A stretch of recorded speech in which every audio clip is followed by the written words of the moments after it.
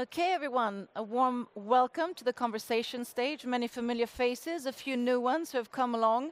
Headsets, as you know, they're becoming a transition of some of the audience from the main stage, but we're going to rock and roll anyway now. And as you know, the topic is biohacking.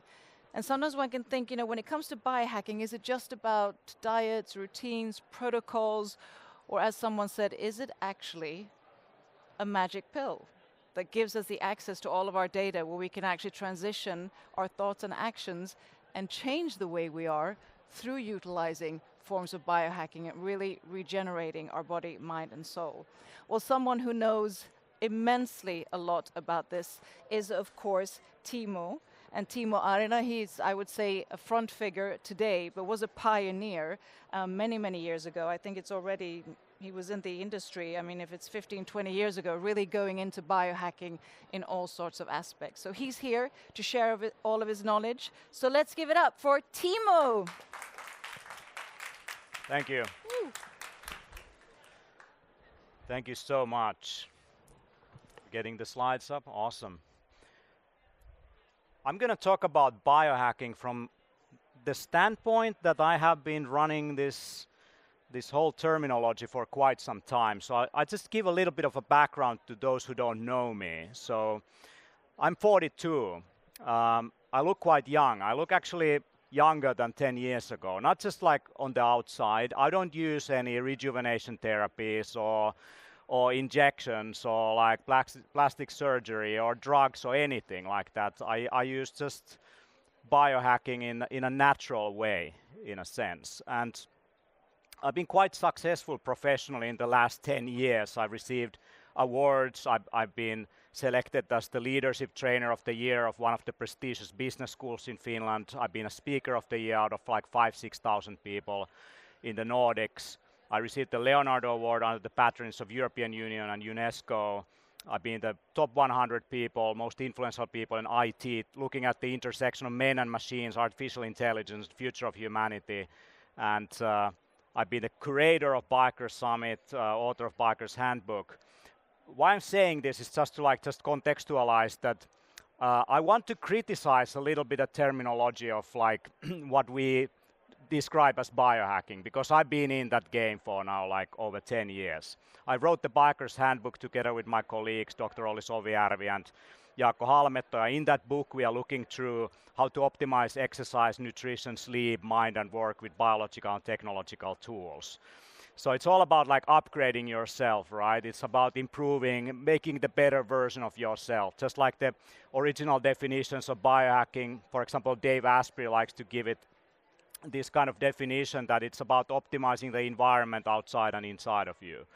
So that's where we started from. This book has like 500 pages, over 1,500 references. So it's become kind of a cult classic in this field.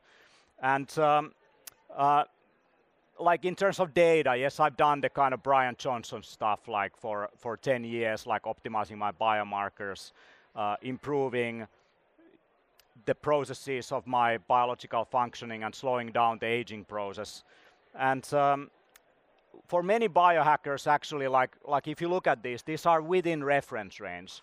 So they are okay, like you are generally healthy. So what is health? For the general public, it's usually absence of a diagnosed disease.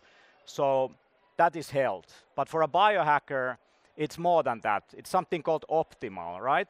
So within reference range, there is some kind of optimal range.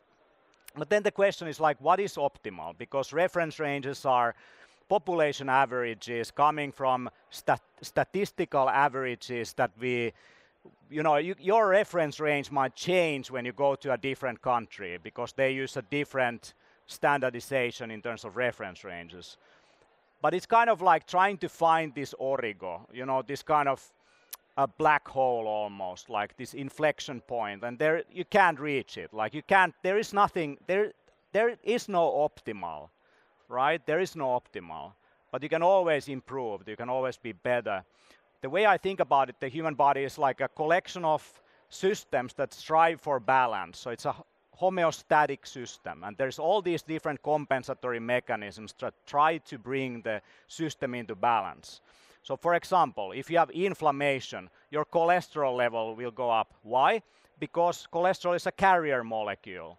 Now we can take a definition of cholesterol as something that kills you, but you can't like use cholesterol as a negative term without taking inflammation on the arteries into account, right? So it's all contextual.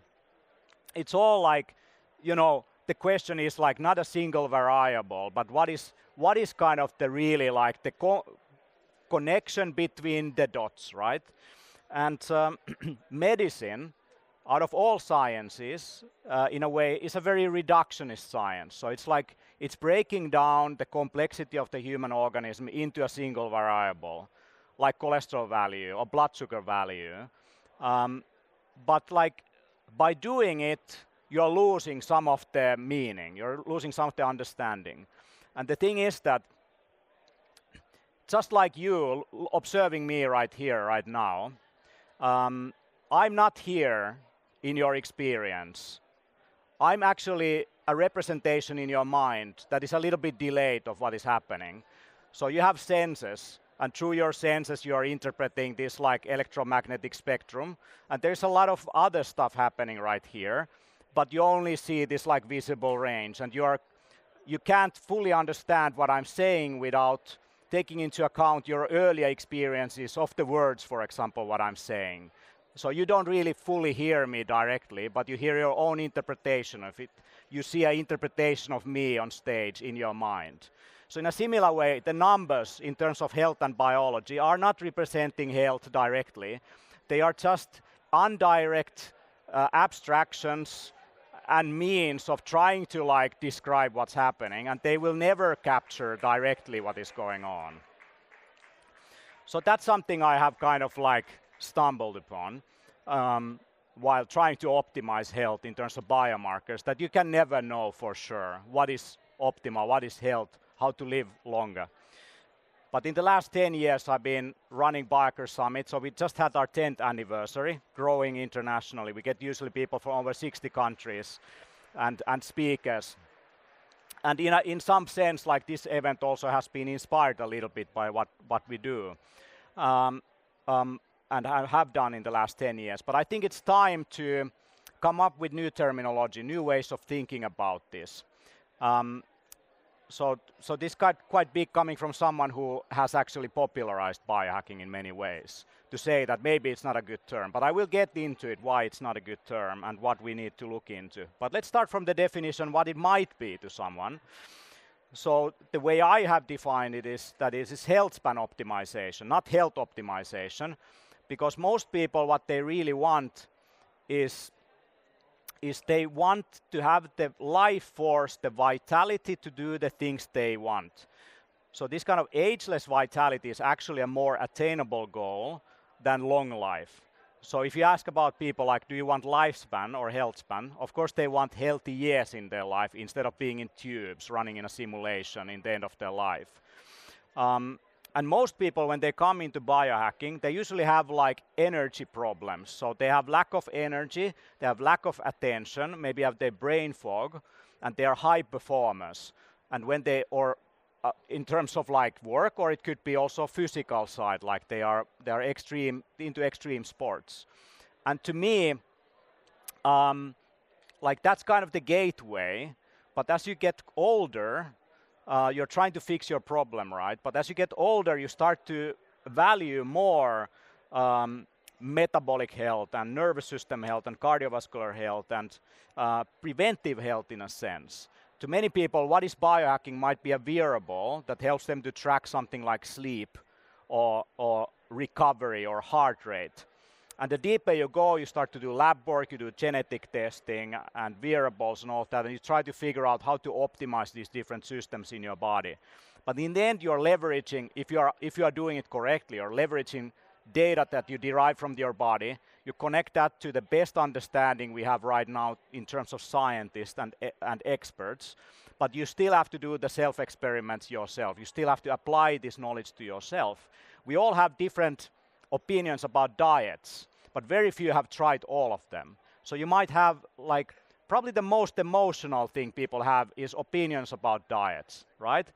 Like, is the vegan diet the best one? Is the carnivore? Is it like low carb? Is it high fat?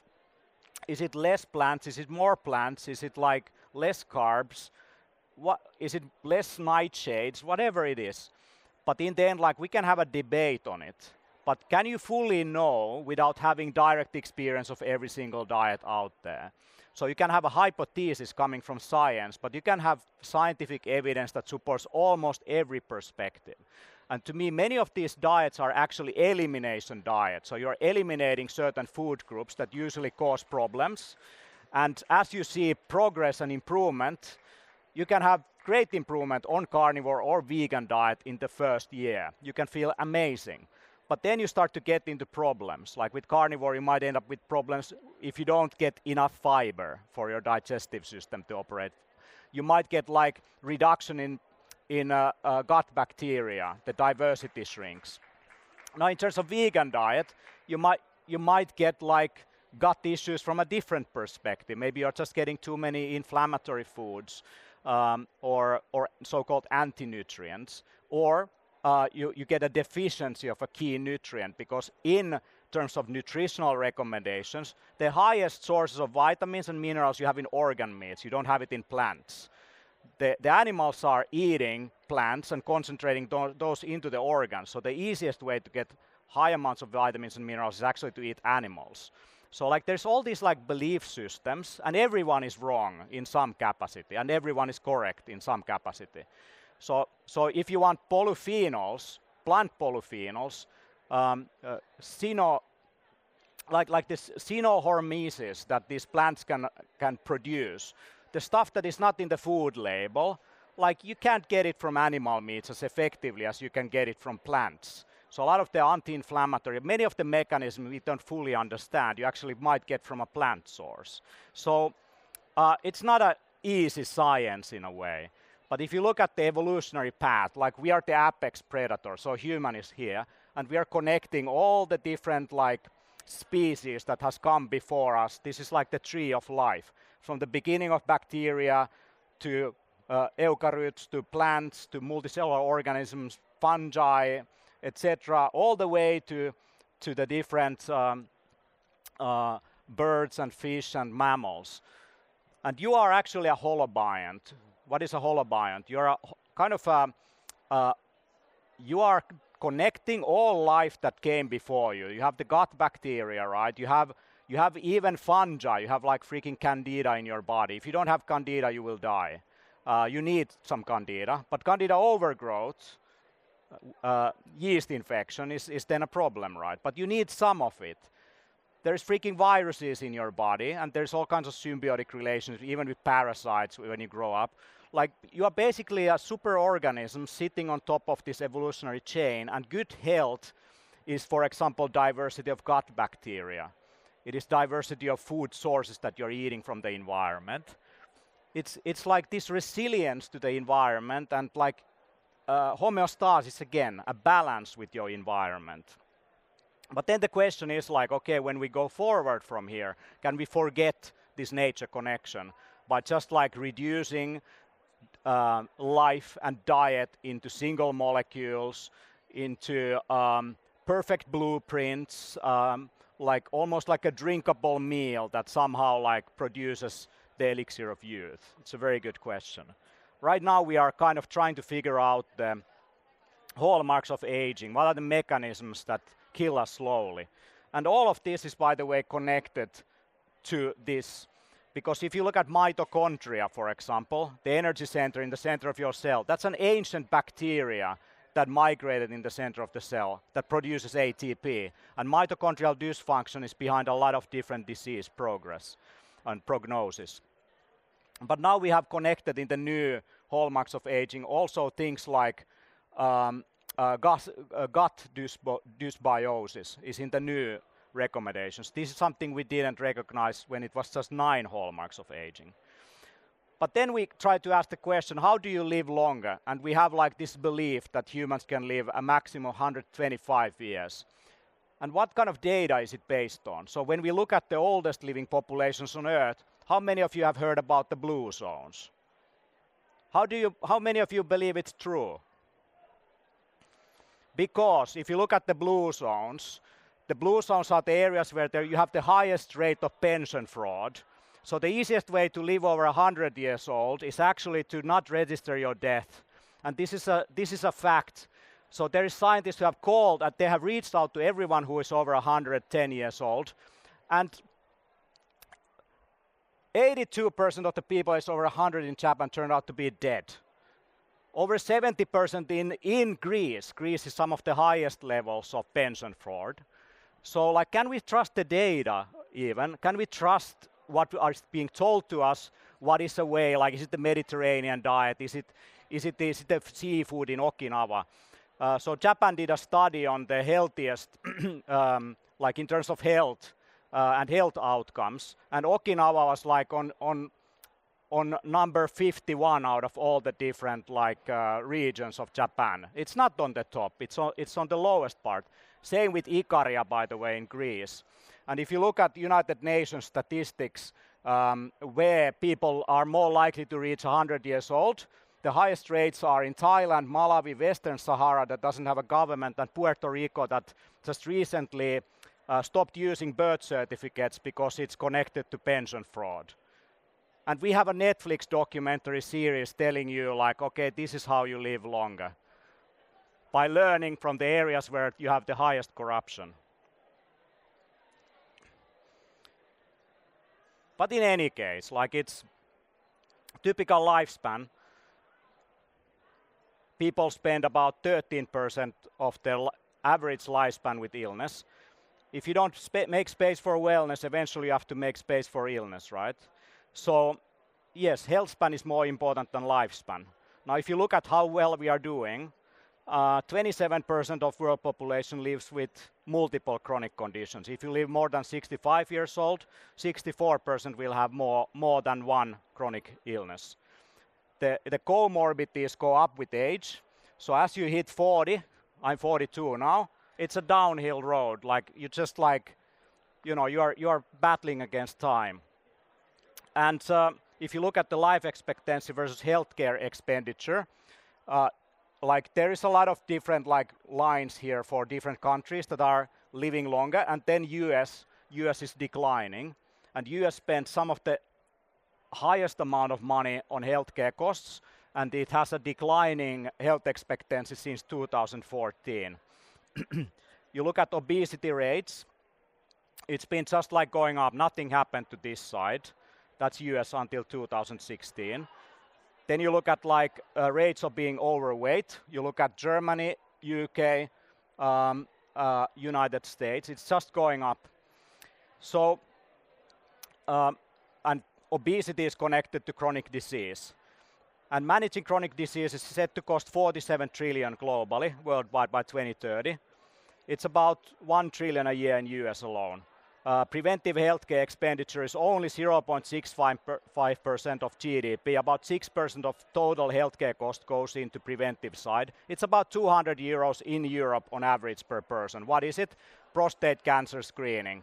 Like not much. So the medical system has completely failed with the biggest issue here. It's not sick care, it's true healthcare. It's preventive by nature. So in the healthcare side, you have something called adherence problem. This is what they discuss in healthcare conferences all the time. I've been speaking in all kinds of medical and healthcare conferences. They always talk about adherence problem. People don't take the drugs you prescribe to them. 60% of people don't take the drug that is prescribed to them. Most people won't change their behavior until they have a diagnosis. They won't listen to you until they have a diagnosis. Even when told that you have a diagnosis now of cancer or heart disease, most people won't do anything. If you try to prescribe them healthy lifestyles, so better diet, better exercise, change your life habits, all of this, 85% failure rate. So most people won't do it. You tell them quit smoking, quit drinking, they won't do it. So this is the real problem with all this like biohacking health optimization we try to fix here. So if we want to optimize health span and move from healthcare system which is sick care to healthcare system which is truly healthcare, which is preventive in nature, where you prevent disease before it even manifests by using population studies, personalizing it to an individual. That's what the idea of biohacking really is. But the true problem is behavior change. How do you change your behavior? It takes about 18 to 254 days to reach about 95% of habit formation. What does this mean? At least 3 weeks of repetition, ideally on average 8 weeks, so about 2 months, 3 months. And you have massively high failure rate of people implementing new habits because they don't have the support, they don't have the mindset, they don't have the feedback loops, they don't have the right facilitators, they don't have the right community support. And the way, based on studies, you actually form new habits is not that you get the latest wearable or you get the latest supplement, but you surround yourself with people who want to do the same. So if you want to stop drinking alcohol, you surround yourself with people who want to stop drinking alcohol. If you want to lose weight, if your friends are still with the old lifestyle, they're just going to laugh at you. They're just going to ridiculate your stupid diet choices. So you're going to fall back into your old habits. Anyone had this experience that someone is like looking a little bit like you, like you're weird? So you have to surround yourself with people who want to do the same. So you need the social support. Super key. The easiest way to lose weight, by the way, take a photograph of everything you eat, post on the internet, and then claim you're a health influencer. Easiest way. You have to, because we are mirror cells, you start projecting outwards this avatar, this story of you, and then people start to believe it. You start to believe it also. And you can choose, your own thing. Are you keto, vegan, anything. But just start posting. You don't need to track calories, nothing. Just take a photo of everything you eat, post it online. So social support. Tracking helps so that you have feedback loops. You have data that is telling you that, yes, I'm improving. Because think about it. You go to the gym, you look into the mirror, what happened? Nothing. You go to the gym second time, you look at the mirror, nothing. It's like brushing teeth, nothing. But like over time, I promise you something will change. But because it's so gradual, you have to like kind of program the nervous system slowly. You don't get instant gratification. So that's why the small steps, iterative steps, consistency, and some kind of feedback that rewards you is key. And this is precisely why I built Holo Habits, a platform that is alternative to these toxic social media platforms. I believe Instagram, Facebook, TikTok, completely toxic platforms. Not healthy behaviors are promoted there at all. There is healthy influencers, but they sell you all kinds of pseudoscience and bullshit you shouldn't believe. And diet fads. So in the end, it's all about like figuring out what you want to change, and changing something, even a little bit, is better than nothing. And surround yourself with people who also want to do the same. So in this platform, the key is not data. It's not about your longevity score. It's not about your biomarkers. It's in there, yes.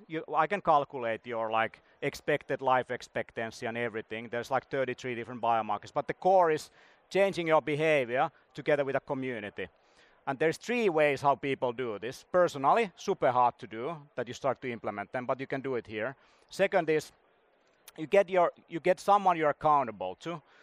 So we are not accountable to ourselves, so you get a coach, you get a specialist, some nutritionist or a personal coach that you trust as a role model.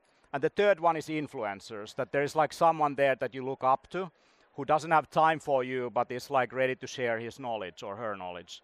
And it's very much about you posting yourself, doing the healthy stuff, ice bath, like sauna, grounding, whatever, every single day. And that's fun social activity. And then there is the data component of it as well. So if you do this test, 95% have something to improve. So when you go to traditional labs, they look at your liver value, your kidney value, or your cholesterol value. For me, from longevity hacking standpoint, I'm more interested in what is your rate limiting factors. Do you have the key nutrients, vitamins, minerals, hormonal balance, the amino acids for the building blocks of life? That's why I'm measuring that, and I'm not seeking sickness.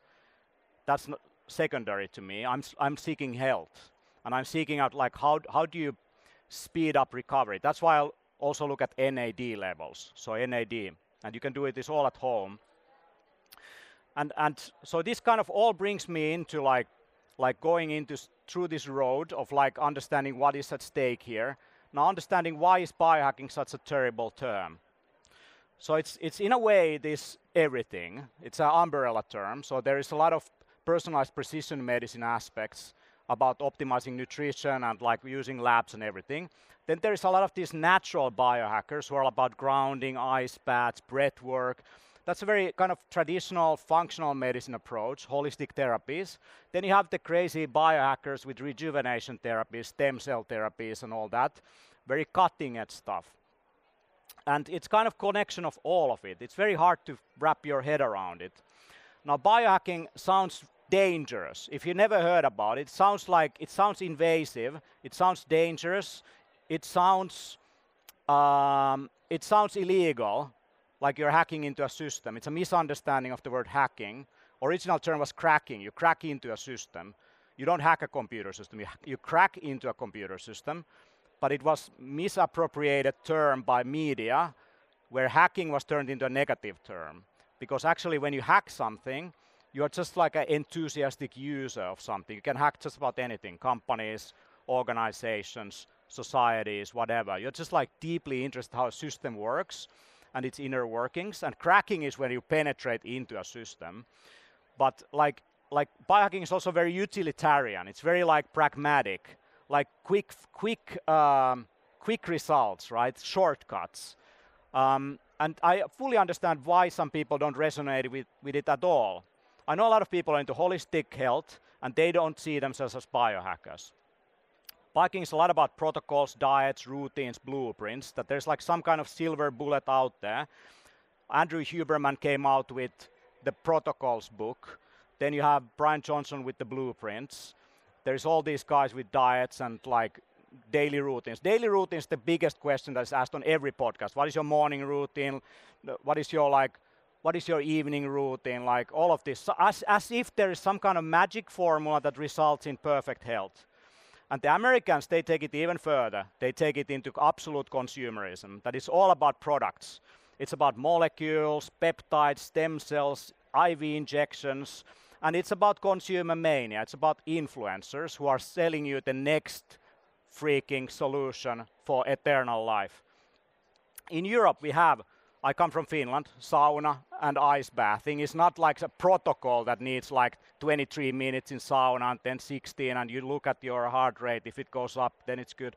No, you just go to sauna, you take ice bath. Wim Hof popularized the Eastern breathwork systems like tummo breathing. That's popularized from Europe. Then we have the herbalism. Most of the functional mushrooms have been actually marketed by Finnish people, and the biggest farms are in Finland, in Estonia, that produce the medicinal mushrooms for the American market right now. And you have the European herbalism. So a lot of this holistic stuff, like Europe has been like more grounded, more connected to nature. Maybe because we have every man's rights, we are still connected to nature. Where Americans, it's a completely artificial world. Like nature is like a warning sign that don't trespass, right? So I have a better word for you. I've been really thinking hard. What is a better word than biohacking? Because the worst definition I heard was like, it sounds like recycling. It's like some kind of like, you have like a biocompost or something. So I'm just dropping the bio. I rather use holo. Holo, which is from Greek, means holos, which means whole or complete. It's still personal development. You try to become whole, but it's not about you. It's actually about to be able to contribute to the world. And so the idea is to combine self-improvement, not just to be a better version of yourself, a narcissistic, self-centered superhuman, but to actually, why do you do it? Now you are this perfect human. Why do you do it? To be of service, right? To contribute to the world, to leave a legacy, to be a nice person to be around with, right? So what is a holo lifestyle? It's a lifestyle focused on not just physical and mental improvement, which is a lot about biohacking, but it combines also social and spiritual development. Not spiritual in terms of religion, but spirituality in terms of like hermetic traditions of understanding that we are connected to the wider universe, nature. Like what is below is above, the microcosmos, the macrocosmos. You are not separate, you're a holobiont, you're connected to everything. It's not about you at all. And social, because in the end, most people are on the way of their own healing. And most of their problems actually come from their childhood or generational problems or patterns of behavior or stuff they copied from their parents or friends, trauma. And a lot of people in biohacking, they are absolutely traumatized. And a lot of them are entrepreneurs. So they never felt enough. They try to prove themselves over and over again, always trying to prove to someone that I'm good and never feeling like it. And the end result of that is burnout, physically, mentally. And then the gateway drug is biohacking. Suddenly you get your health back. And then a new control mechanism, which is almost orthorexia. So you're controlling everything you eat. You're controlling the air, water, like food, everything, supplements, all of it. Like you have a wearable, you're tracking, you have 100% perfect sleep score now. That's just another coping mechanism to deal with, like the fact that you are not comfortable with yourself. You're not comfortable being you. So another control mechanism gets replaced by another control mechanism. You're not truly healed. You're still a sick person. Like until you realize and go deep into the root cause of what made you that in the first place, the healing can start. And that's why I believe like biohacking is not about perfectly optimizing that self-destructive behavior, but actually going into the root cause of what made you who you are in the first place. And often it is like connected to other people and ancestors. So it's about holistic, yes, but it's also very purpose-driven. Yes, I do believe data-driven self-improvement, testing, science, measurement, protocol, yes. But you should not do this without conscious awareness of why you do it. And I see there's a lot of mindful people entering this business who consider themselves as conscious people. And Terence McKenna said it best. When things get super weird, that we are completely disconnected of the world, we seek the answers by going into the past. And he called it archaic revival. That's why we are so interested in holistic therapies, yoga, shamans, psychedelics, plant spirits, whatnot, like healing, like smudge, burning incense, because we have disconnected from spirit. We are lost. So we are seeking like something we can freaking rely on while AI is taking over the world. So we are seeking, answers, and to me that's still important. So what I'm doing right now with my team, we are defining what hololife is with 4 books. First one is coming out this Christmas, and it deals with resilient being. So how do you build resilience in your life from the level of a single organism up to the whole organism? So it's about mental and physical optimization, yes. The next book is called Vital Being, because I don't believe people want longevity or long life. They want life force, they want vitality. And that is like, that's kind of the longevity book, goes deep into the longevity aspects. Then there is mindful being, and mindfulness is a big topic, but like optimizing not just the mind in terms of internal, but also external ways, and that also incorporates all the social development and psychology of how you relate to others. And then the last book is called Transcendent Being, which deals with the evolution of human species, connection to AI, machines, transhumanisms, and transcendence, which has been the topic for ions. Humans have tried to transcend what it means to be human. Even Maslow's hierarchy of needs, the last step after self-actualization is actually transcendence, that he didn't include in Maslow's hierarchy of needs because he believed the church will crucify him if he did that. So, I think we need new terminology. We have been misled, misguided by Americans with their disconnect with nature, with their blueprints and protocols and peptides and stem cells and all of that. I don't believe they are living any longer than the guys in the blue zones who commit insurance fraud, pension fraud. If you really truly want to live over 100 years old, just at least try to make sure you're a decent person, right? And for this, for the next decade, the Biohacker Summits are not called Biohacker Summits, they're called Hololife Summits. And what you have here in this image is an alchemist. And in alchemy, the idea was not to turn materia, like lead into gold. The idea was to transform the alchemist first. That's why they were seeking for the philosopher's stone, the elixir of youth, the eternal life. By transforming the alchemist himself, he even has the slightest opportunity to transform scarce resources outside of him into infinite resources. And this, by the way, what we try to do with our companies or AI. We try to take scarce resources, scale them into infinity. This is what longevity biohackers are trying to do, taking a single molecule, trying to reach like eternal life. But there is no such thing without self-transformation. Like you have to first transform metaphorically the alchemist himself into gold before he can transform anything else. And that's why I call it the longevity gold rush, because I think we need to understand that a lot of these longevity biohackers are actually hermetic alchemists who are seeking the eternal life and elixir of youth, and they are completely disconnected to history. They don't understand even where medicine comes from. Paracelsus in the 1500s, in the beginning of medical revolution, he said that health and medicine is not it's not just a science, it's also an art. And it deals with the very process of life. So he recognized lifestyle. And he was an alchemist. He understood that you have to first connect to nature, to divine, to your behaviors, to your ancestors, before you have even the slightest likelihood with any molecule to live forever, with any kind of potion. It takes a long time to become young. And I think we're all on this journey. I don't know everything. I think you should not trust any gurus on stage. You should trust no influencers. They're all biased. They're all extreme, because to make it in this game, you have to be the extreme circus animal that people are intrigued to follow. The more extreme, the more followers. Think about it. Think of any big influencer you follow. The more crazy you are, the more outrageous claims you have, the more followers. Are those good role models? I don't think so. Thank you very much.